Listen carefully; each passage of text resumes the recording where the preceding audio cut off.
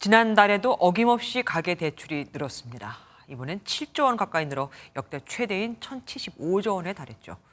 당국의 정책 무기지 확대 기조에 은행의 대출 완화가 겹쳤기 때문인데 특히 은행권의 주택담보대출이 2년여 만에 최대 폭으로 증가한 만큼 금융당국은 그 주범을 50년 만기 주택담보대출이라고 보고 그 한도를 축소하는 처방을 내놨습니다. 박기영 기자가 보도합니다.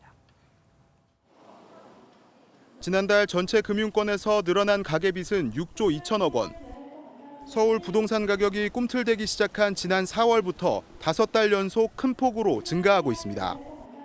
주택담보대출은 은행권에서만 7조 원이 늘었는데 이는 3년 6개월 만에 가장 큰 폭입니다. 고금리로 내 집 마련에 멈칫했던 2030 세대가 정부의 대출 규제 해제 조치가 나오자 다시 영끌족으로 변신한 겁니다. 가격들이 괜찮아지고 오를 것 같다는 생각이 들어서 이번에 주담대 받아서 내 집 마련을 했습니다. 주담대가 급증한 건 지난 7월부터 각 은행들이 앞다퉈 내놓은 50년 만기 주택담보대출 영향이 컸습니다. 하지만 앞다퉈 빚을 내 집을 사는 것에 대한 비판의 목소리가 커지면서 금융당국이 제동을 걸기로 했습니다. 우선 상환 능력을 입증하지 못하면 만기를 최대 40년으로 제한하고 대출 가능액을 산정할 때 가산금리를 적용하기로 했습니다. 1%포인트 가산금리를 적용하면 연소득이 5천만 원인 사람은 대출 가능 금액이 5천만 원 줄고 1억 원인 사람은 9천만 원 정도 줄게 됩니다.